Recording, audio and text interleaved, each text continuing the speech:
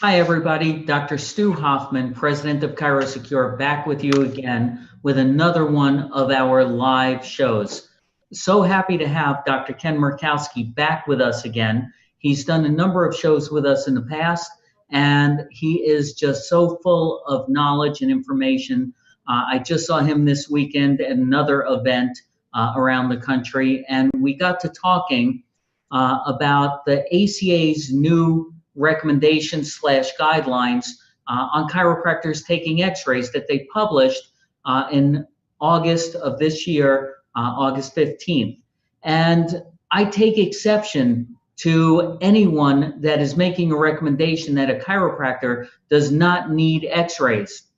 Certainly, we know that there are a number of doctors that don't use x-rays as part of their standard practice. However, there's always referral out to a facility. As an example, when I started in practice back in 1981, the only place we had to refer out to was the local hospital. Well, that was never, ever, ever a good situation for us. Now you have an imaging facility on every corner. They want your business. So if you don't have an x-ray, there's no reason to not be able to refer out. And I just want to go over these guidelines because once again, we have to go into the fact that the ACA has taken a political stance that is not congruent to the traditional practice of chiropractic. And I have a problem with that. And these guidelines are going to be opposed by people like the ICA, and we are an affiliate of the ICA. The ICA has had guidelines for many years, including on x-ray. The IFCO, the One Chiropractic Group, the ACA is totally outnumbered, but they are the ones that put this out in the public eye. And that's going to be problematic to all of us in the chiropractic profession based on their output. So I want to just bring on Dr. Ken Murkowski. Hey, Ken, how's everything today? Good, Stu. How are you? Good. I wanted to see if we can start perhaps by addressing what's actually in the ACA's document. Well, where did it come from? It's called Choosing Wisely.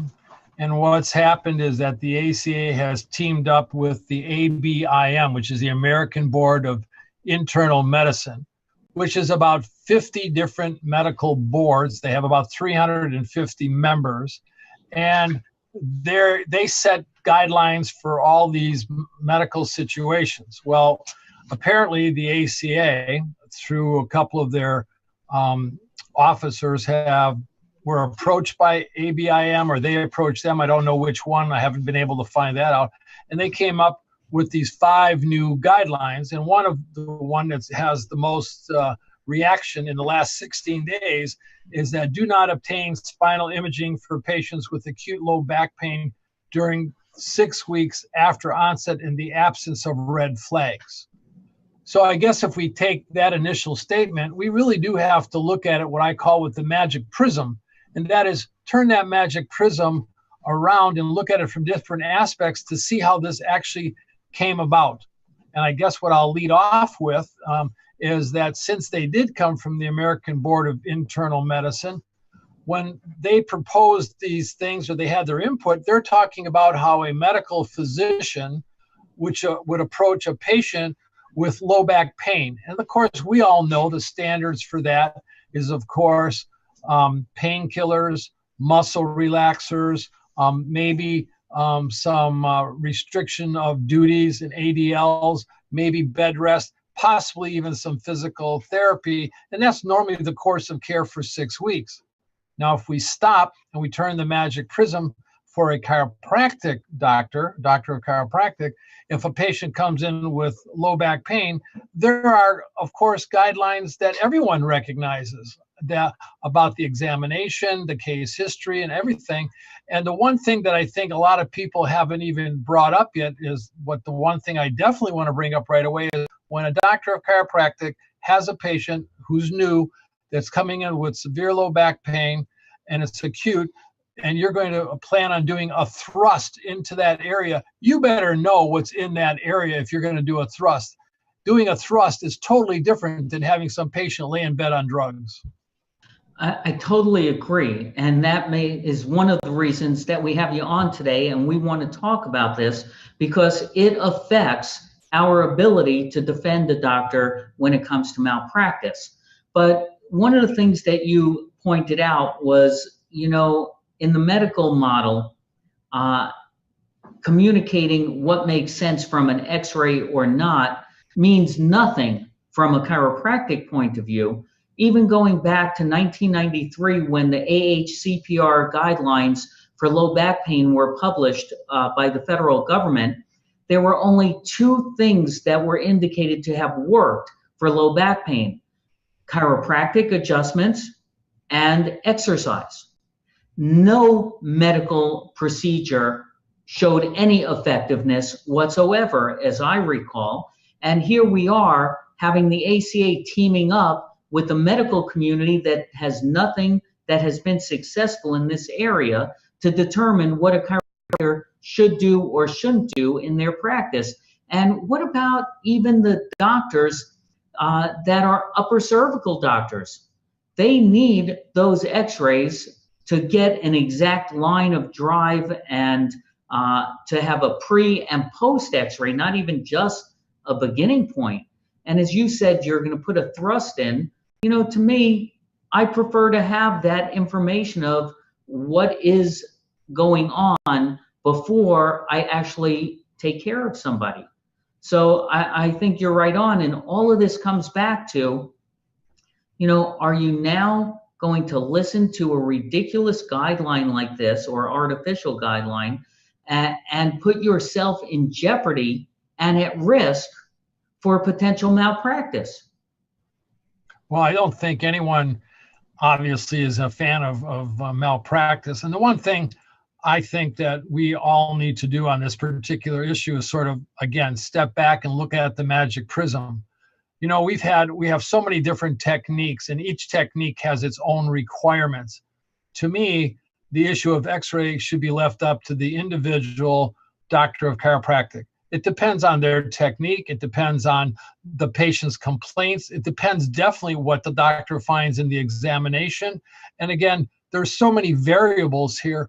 And like you mentioned, the x-ray line analysis, I don't care if you practice Blair, Gonstead, upper cervical, whatever. Chiropractic is based for over 100 years on being specific, which means you're supposed to do a specific CMT, an adjustment. What really sometimes comes up in malpractice cases is when there isn't a proper workup, there may not be a proper workup, there may not even be x-rays, and somebody's going in there and doing manipulation on vertebrae, going right to left, left to right with like master rotaries, and we all know about those from school, and then they're expecting that there's going to be no negative results. It could be positive, it could be negative, but it really depends on what basically is taking place inside the spine. And to go in there without knowing what's in there, like I said, if you're going to thrust, you want to know what's there. And we have guidelines in place at all the colleges. They have their guidelines for their interns. The ICA has guidelines. The people that teach technique seminars, Gonstead has their guidelines. There are so many guidelines going around. To me, this was sort of a unique situation that the ACA would team up with the American Board of Internal Medicine and try to not even take into consideration the difference between doing something passive for the patient like rest and drugs as opposed to doing something active where you're going to thrust into an area that you're dealing with the 8 physical components of a subluxation, which could be the disc, the altered biomechanical, maybe the spine is severely rotated from a trauma, maybe there's a problem with imbalance and neurologically going into the muscle system. You want to know what's in there before you start thrusting. I kind of think that this may be a situation where the ACA is trying to regain some relevance in the profession, because you have the drug people now taking their place all the way on one side of the profession, on the other end are people that are pro-subluxation, again, whether it be the ICA, One Chiropractic, the IFCO, all on the other end. They're looking for a voice once again, and this may be what it is. But not only did they team up with ABIM, but it was also a conglomeration with Consumer Reports.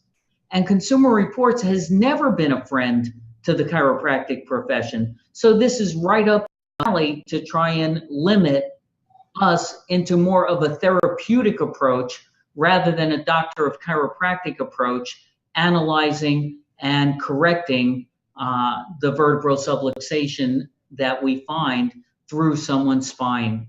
And I think that is problematic, that we have groups working on behalf of these outside groups that are not supportive of what we do. Well, the other thing, again, like I said, I always am respectful to everyone's philosophical beliefs. I'm respectful to whatever technique they use. I'm respectful to, however they do case management. But again, the one thing that brings us under one roof is we're still all doctors of chiropractic. We still all believe in our primary, tenets that there is a philosophy, a science, and an art. We know that the causes of subluxation in the chiropractic profession have to do with traumas, autosuggestions, toxins, and of course spinal problems. So if we even take the four basic things that we have in our history for over 100 years, traumas, when there's trauma, that's another reason to consider x-rays. When you talk about autosuggestions, you're talking about stress. And of course, we know that stress today is going to cause altered biomechanical states due to the chemical imbalances. That's where the chemical components of subluxation. So that's going to make the spine, again, not in its proper position.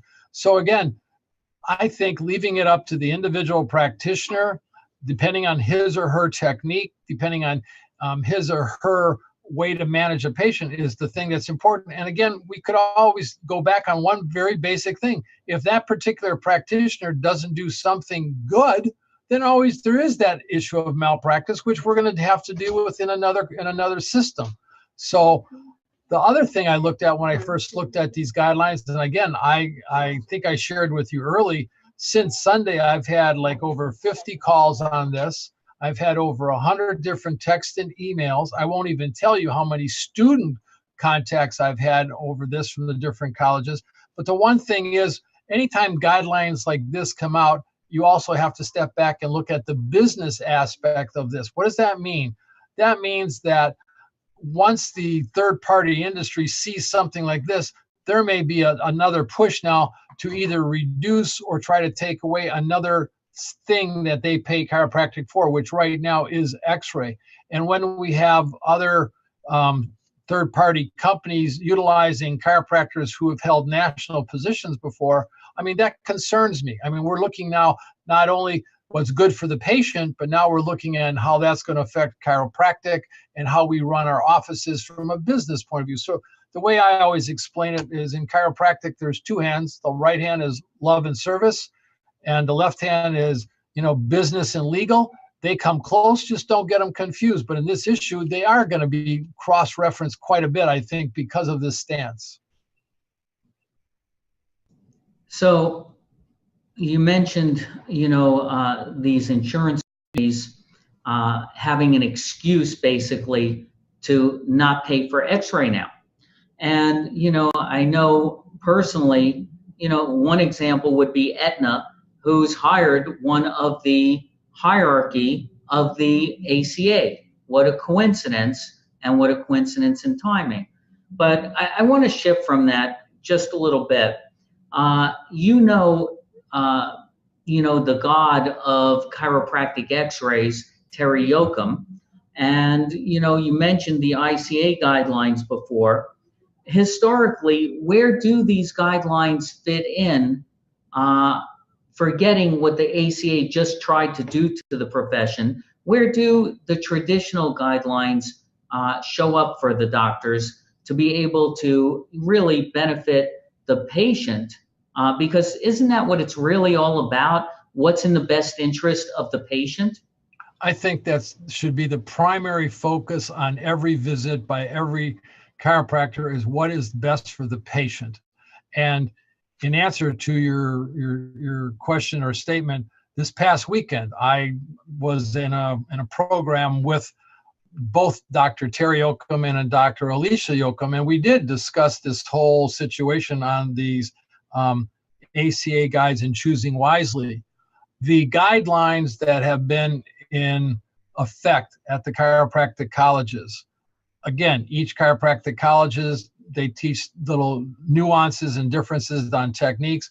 I think the guidelines that are generally accepted throughout the profession, the guidelines that the ICA has in effect, I don't know if anyone's ever really taken the time to read the ICA guidelines on X-ray. There's over 20 different items. I think it's 27. And they have guidelines like the child is under 10 years old. I mean, these guidelines are enough it should affect any chiropractor. It can affect any chiropractor, because if you take those guidelines, which are so written carefully that it affects anybody, it doesn't matter what technique, doesn't matter what your philosophy is, it is general. It's not an ACA versus an ICA. These guidelines were put together for the general doctor of chiropractic. And if we have to look at it, statistically or logically, there's the majority of chiropractors don't belong to associations. Maybe their state association where they practice, which is very important. But when you talk about guidelines from one organization or another, those should not impede anybody in their actual practice, in my opinion, as how to take care of the patient. The patient is the primary concern all the time. So I'm in total agreement with you. And my concern is that what the ACA is putting out there is not only putting the doctor at risk, but it's also putting the patient at risk. Because if the doctor doesn't have the appropriate information, then the patient ultimately suffers. And that's always a concern, to me. I come from the malpractice risk management perspective, but, like you said, and we agree, it's ultimately about the patient. And I don't understand why anyone would put out something that doesn't really address what's in the best interest of the patient. What could possibly be a rationale to not take an X-ray? We know that there's no business incentive to not take it. There's no real radiation consideration when every time you sniffle, you go to the hospital and they'll take an MRI or a CAT scan or whatever. We're talking a basic, simple chiropractic X-ray here. So I don't see any risk versus all the reward. I have a couple, ideas or a couple of hypotheses. First, I want to say that, I know people in the ICA, I know people in the ACA, I know people that don't belong to any chiropractic organization. And I know there are good people in everything. The ACA, I've had conversations with a number of ACA people in the last few days, including some of their officers. Not everybody in the ACA is happy with these guidelines. So there's good people all over. I think one of the questions you brought up is the reason or how this came about. And again, I don't know if this is going to be proven to be fact, but this is my general hypothesis. Again, we have to turn the magic prism. First of all, many new doctors, the millennials coming out, have high student loans. So in some cases, it actually prohibits them from having X-ray in their office right away. But that's where the referrals come in, like you mentioned.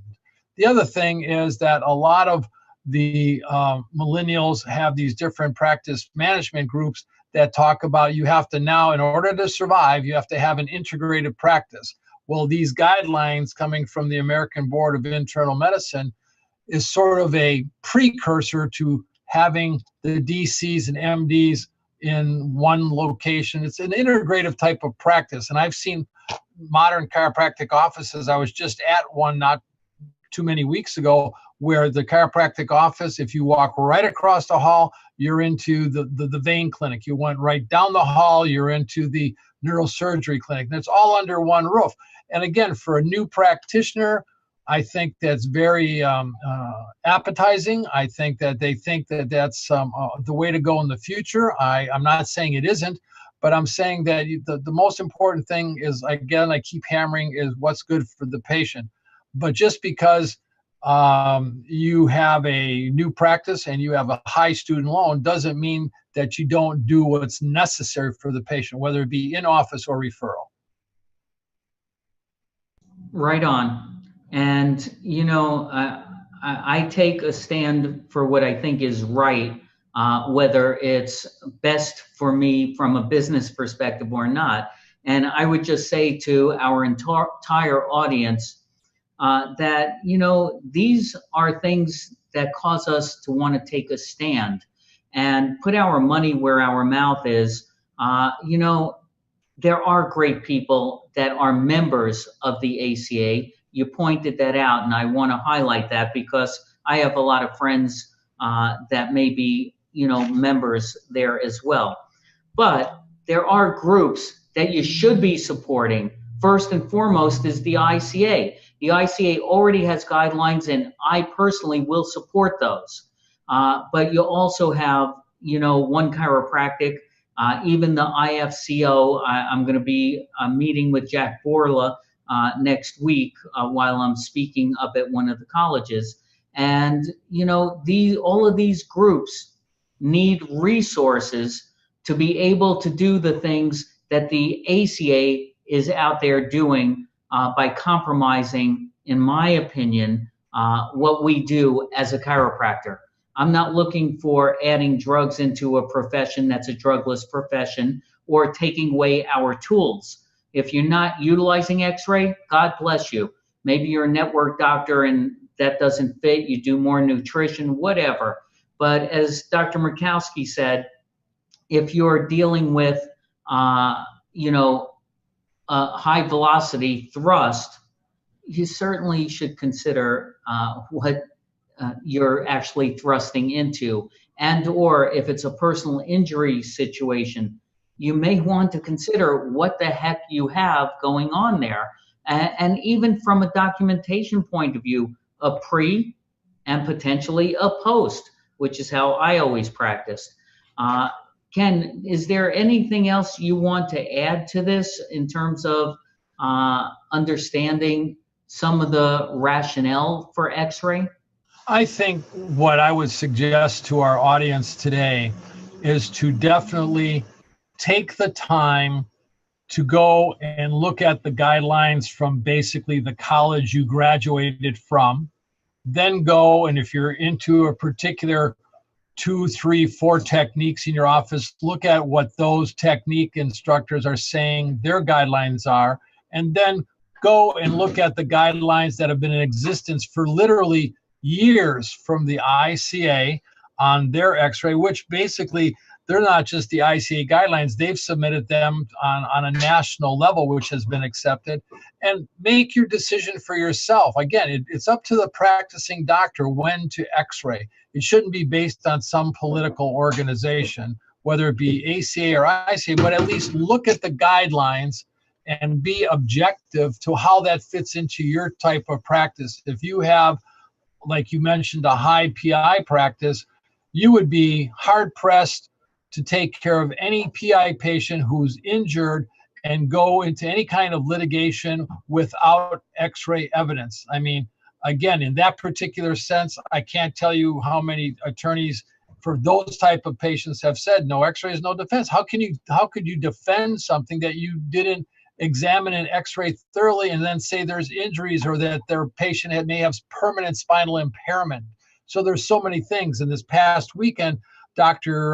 Yoakum, Terry and I have been friends for over 25 years, and we talked about the difference even now today with the not just plain images, but the MRIs, the STIR MRI. I mean, there's so many different things available for chiropractic today that would give us more knowledge to give better care, and that's the ultimate thing, the best care for the patient.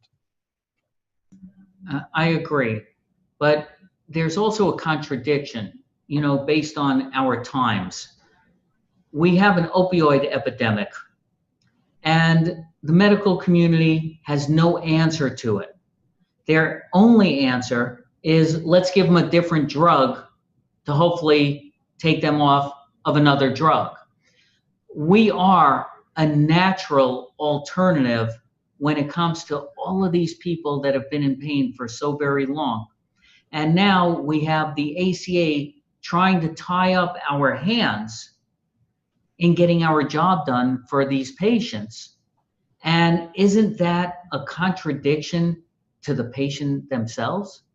I'd have to say yes, because again, one of the things that I did this past weekend was for the at the Foot Leveler Summit meeting, and that was one of the biggest topics. We talked about how the chiropractic treatment plan and the chiropractic rehab plan is one of the key components today to help address the opioid epidemic that we have.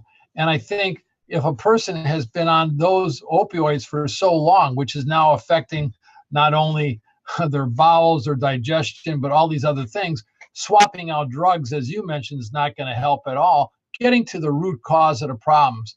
You know, before, when I went to school, we used to have these little different things. DC stood for Doctor of Caring. DC stood for Doctor of Cause. It seems today that DC stands today for Doctor of Compromise or Doctor of Consensus. I mean, I don't think anybody runs their office on consensus. It's whatever the doctor says. So I think we need to have what I call an attitude adjustment here. Keep in mind what's good for the patient, and the doctor must do what's right in their office. Why? Because you have to also have an obligation to protect yourself. Yeah, and I always have to wonder, just having been in practice for so very long, how does somebody really know if there's an underlying issue without taking an X-ray? And, I wasn't one of those doctors that wanted to find every disease process, but I wanted to know everything I could know about that spine so that I can be the master to utilize my hands to help correct that subluxation and allow that person to express their health better and more vibrant and have a better life as a result of that. And I feel like this is potentially another attempt to even squish the tradition, the philosophy, not just tying up your hands. And, I'm not one of those people that sit back quietly and just let these things happen. That's why we're doing the show. We want people to know what's going on out there. And I think we'll, even for those people that subscribe, that we send out transcript to this, we'll even include the ACA article as well as maybe the ACA guidelines so that people can actually see what's going on out there because we need to support the areas that support us as doctors of chiropractic. I think that if ChiroSecure did send out not just the ACA statement, but just the guidelines that we discussed, and then the doctors, again, go back to the chiropractic college or university that they graduated from and check there, I think almost every chiropractor today is going to be very, very surprised that those guidelines are so inclusive to support any type of technique that you choose in your office, plus whatever your personal philosophical belief. Plus, again, it takes into consideration protecting yourself as the doctor and, of course, doing a good service for the patient. So if you guys will do that, I can't think of anything I could suggest to you that would be better served for our community than looking at the guidelines and looking at the 5 things from the ACA, and then let the doctors make their decisions. Well, thanks, Dr. Murkowski. Always a pleasure having you with us. You've been a good friend for so many years. I do want to, encourage our doctors to take action, make your voice heard at the ACA, but you can't make it heard any louder than by joining the ICA, One Chiropractic, IFCO. Join them all. They all need your help and support ChiroSecure has always been a resource for our doctors. We'll maintain that posture. We've been a leader. We're going to maintain being the leader in getting information out to the doctor that's relevant to them and their practice and keeping their risk as minimal as possible. We practice the safest healthcare system in the entire world as far as I'm concerned, and my job is always defending those doctors that get approached with anything that counters that. So I want to be there for our doctors. ChiroSecure is behind you, and if you're not with us, certainly we want you to support what we do in our mission as well. I want the doctors that aren't with us, go to the ChiroSecure website, fill out a quick quote form or an application, and get on board with us. It's time to stop being wishy-washy in this profession. We have too many people trying to stop us from what we do, and I don't appreciate it, and I'm going to keep putting my voice out there to support the chiropractors that are practicing chiropractic, and we are going to maintain that at ChiroSecure and be your resource. I just wanted to reiterate for the record that this is not an ACA or an ICA situation. It doesn't matter whether you're an ACA member or an ICA member or no CA member. What matters here is that the doctors do what's right for the patient with good, safe, quality care, and the doctors protect themselves and X-ray when necessary. And basically, the most important thing is always do what's right for the patient. It has nothing to do right now, in my opinion, whether you're ACA or IC. Let's do what's right for the right reason. I want to be clear that this is not ACA versus ICA. I am ICA, but at the same time, I already indicated there are some really good people within the ACA membership. This is a political issue, however. And even if you're an ACA member, this should get you ticked off and you should make your voice heard to the ACA. But we all want what's best for the patient and what's going to reduce the risk for the doctor. So please be clear about that. So I want to thank you for participating with us today, and thanks everyone for being so supportive of ChiroSecure. Thank you. Thank you.